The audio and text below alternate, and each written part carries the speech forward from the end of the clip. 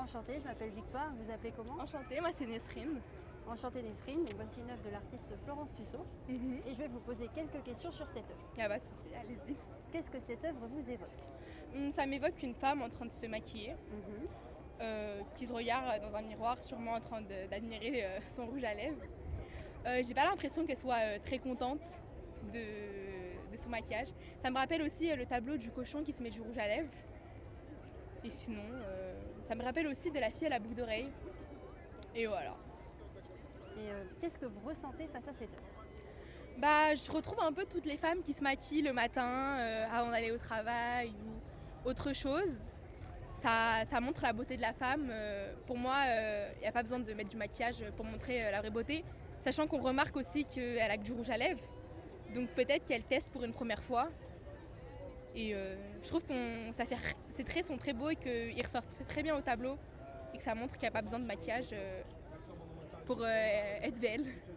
Merci beaucoup pour ces paroles. Et est-ce que vous la verriez bien chez vous? Oui, franchement, dans mon salon, je trouve que ça montre une image assez...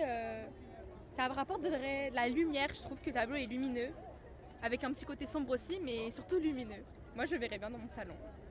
D'accord, merci beaucoup. Et est-ce que vous avez été contente de voir cette œuvre aujourd'hui? Alors oui, franchement, ça m'apprend de nouveaux tableaux, ça me cultive culturellement dans l'art et tout. Et moi, j'aime beaucoup voir de nouveaux tableaux, découvrir de nouveaux artistes, de nouvelles choses que je connais pas. Et voilà, j'ai découvert un nouveau tableau, ça me plaît bien. Et est-ce que vous avez remarqué, Nesrine, qu'il y a une suite de chiffres et de lettres dans la signature? Non, j'avais pas remarqué, mais du coup, je suppose que c'est pour retrouver l'artiste. Oui, en fait, quand on rentre cette suite de chiffres et de lettres dans la blockchain, on a accès au certificat d'authenticité de l'œuvre. Et la particularité de ce certificat, c'est qu'on peut le transmettre de façon totalement confidentielle sur la blockchain. On ne peut pas retracer l'identité du collectionneur. Et c'est une première mondiale et ça a été breveté aux États-Unis dans le monde entier. Donc c'est pour faire du main en main sans retrouver l'ancien possesseur, c'est ça? C'est ça. Moi, je trouve ça pas mal. Et il date de quand le tableau? De cette année. De cette année? D'accord, franchement, je trouve ça pas mal. Comme ça, on garde l'anonymat du précédent collectionneur. C'est pas mal. Et ça a été inventé en Amérique, c'est ça? C'est nous qui avons mis au point la technologie et on l'a breveté aux États-Unis et dans le monde entier. D'accord, c'est pas mal.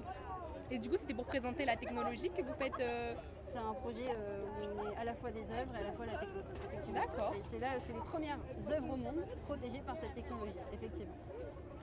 Je vois. Et du coup, ce sera mis sur des tableaux plus vieux ou pas?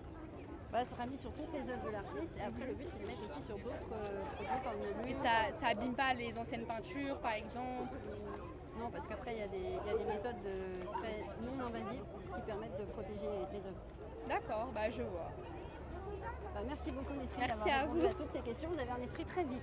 Merci. Et on peut retrouver où la vidéo? Tussaud officiel sur Instagram. Attendez, j'ai pas... Maman, je peux avoir